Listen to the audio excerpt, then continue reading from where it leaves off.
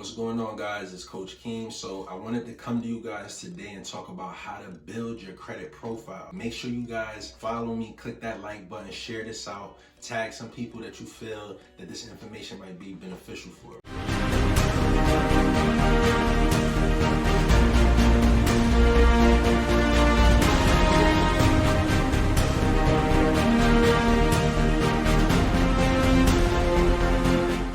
First thing, of course, what you want to do is you have to pull your credit report and analyze it. You got to know what's going on. The first thing that we want to do is we want to focus on removing the negative items, the negative information, any errors, any derogatory accounts. We want to try to get all negative derogatory information off of the credit report, because this will help increase your credit score, because the way the algorithm reads your credit report, negative information keeps your score low.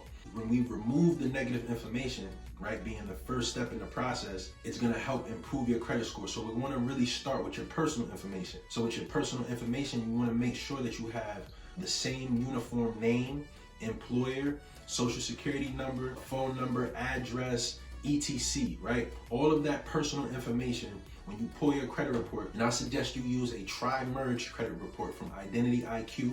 You can also use Smart Credit as well. Definitely get a tri-merged credit report so that you can see all three bureaus in one snapshot and how they're reporting the information.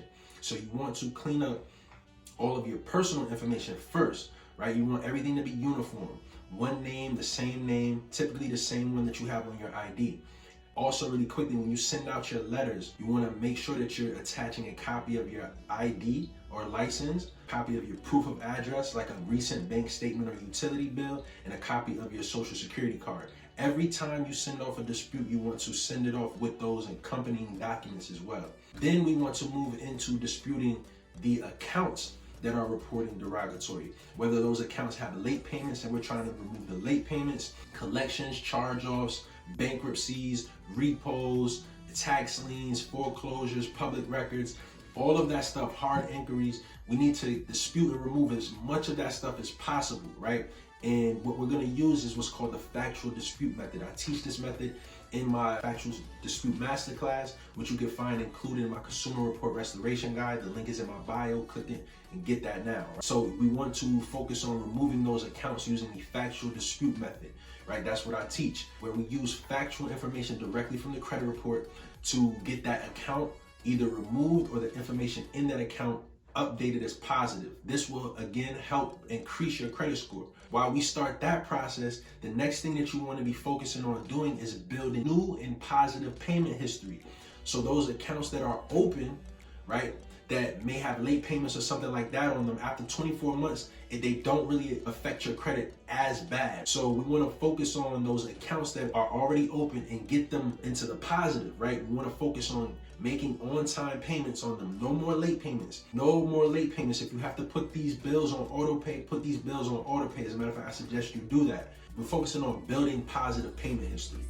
That's the key. The first thing is to dispute your credit report, clean it up, make it look nice and pretty, get it nice and pretty again, and then focus back on building positive payment history. With the open accounts, you want to focus on getting back to making those positive payments, no more late payments. If you don't have enough credit, or you have a thin credit file where you don't have enough revolving and installment credit, meaning you don't have enough credit cards and loans reporting on your credit report, you want to focus on getting these types of credit, right?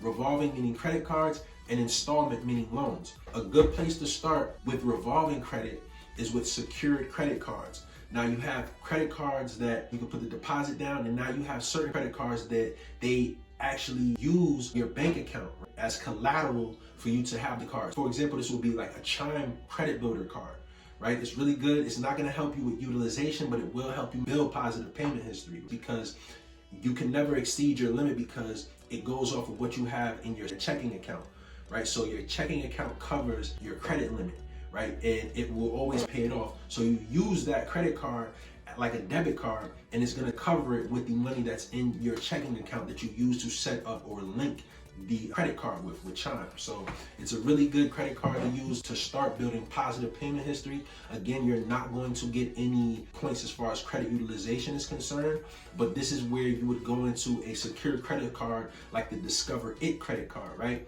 Where you will then be building positive payment history as well as getting rewarded for credit utilization, which we will get into a little further on into the video. I want to move into installment credit or installment loans, because you need installment loans as well as revolving credit to build the factor under FICO as your mix of credit, right? You need a healthy mix, so this is why we need both. So if you're not in the position to qualify for like an auto loan or a home loan, or you don't have positive student loans reporting, which are installment loans as well, what you need to focus on are what's called credit builder loans. Credit Strong actually offers a good credit builder loan. It's only $15 a month. You also have Self Inc., which was Self Lender, and then you also have Kickoff. If you're really looking to really build your credit, I suggest you get all three. So get the Chime first and get these installment loans, clean your credit report, boost your score, all of this over the course of 3 months, because it's gonna take them to report these positive payments on time. Then go apply for the Discover It secure credit card, because we don't want to apply for anything and be getting denied, but you're in the process of building your score, so you don't know that your score and profile is that strong to even be really applying for stuff and getting denied. That's one thing we don't want to do. Also, with the Discover It credit card, see if you can get pre-approved first. If you want to jump directly into this Discover It credit card with the Chime credit builder card and the 3 installment loans, see if you can get pre-approved first. This way, you know if you're going to get denied, you won't have to apply, and then you won't get that hard inquiry, or if chances are good of getting approved, go ahead and apply for it, right? But you want to be doing all of these things in tandem, and you want to maintain this over the course of 6 months.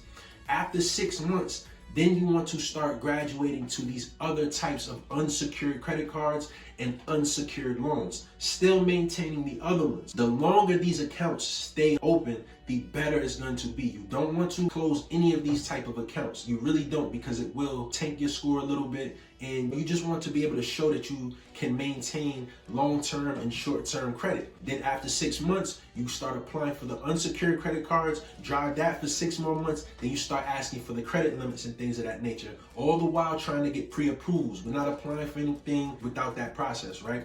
Then you can move into applying for a car loan or that mortgage, but you need to give yourself 6 to 12 months, right? And in between the 6 to 12 month process of building new and positive payment history, you also want to be disputing these errors off of your credit report. There's a process and method that you need to use. I suggest that you sign up for my 5-day credit repair challenge, or get my consumer report restoration guide, which includes the 2-hour masterclass, and learn this dispute process. You have to get the knowledge on how this process works, because it can be time consuming, but it's only the natural progression of the process of disputing.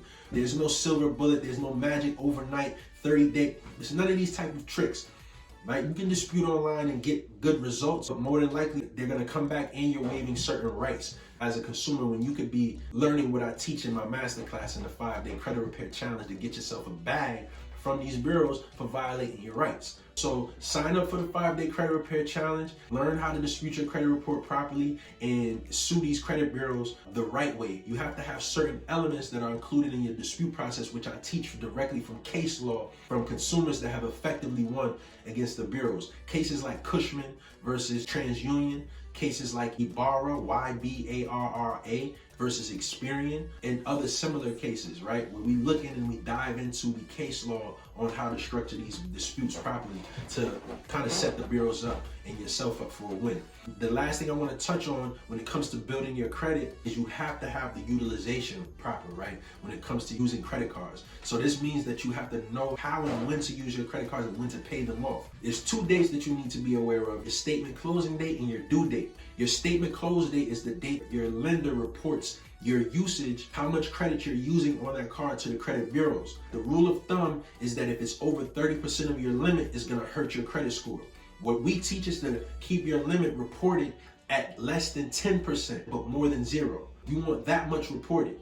Then on your due date is the date that you have to have the entire credit card balance paid off, so you're not getting charged interest on that card. Most 0% APR cards only last a certain amount of time, but you want to make sure that it's paid completely by the due date, and you don't want it to lapse 30 days after that, or you're gonna get hit with the late payment. And if it does go after the due date up into 30, this is where they're charging you interest fees. You wanna make sure that you know your statement close date. By that date, whether you have more than 10% charged to the card, or you don't have 10% charged to the card by the statement close date, you need to have 10% showing by that date. If you have more than 10% showing by that date, you need to pay it down to 10% by that date, not off, because you don't want zero reporting on the statement close date, because then it looks like you don't use your credit, which is just as bad as using too much. If it's over the 10%, pay it down by that date and leave it there, let it report that, and then before the due date, pay the rest off completely. Now you could charge it back up again if you need to or whatever, but make sure by that due date, you have it paid completely off. Second scenario, if you don't have anything charged to 10% by the statement date, charge it to 10% by the statement date. Go spend $10, $20, 10% or whatever your limit is by that date. Then you could go pay it off, or you could charge it some more and then pay it off, but by the due date again, have it completely paid off. Just a quick recap: pull your credit report, analyze it for errors, fix your personal information, then start attacking those accounts. At the same time, you need to be focused on building positive payment history on open accounts now and new accounts that you may need to add if you don't have revolving or installment credit, because you need the mix of both. You have to show lenders that you can manage short-term financing and long-term credit or financing, right? So you need at least 2 credit cards, and I suggest credit builder loans. They're not expensive, right? But get 3 of them, right? Get 2 credit cards and 3 of those, and you'll be golden. Build that over 6 months. Then you can start applying for new types of credit, unsecured credit cards, car loans, and home loans as well.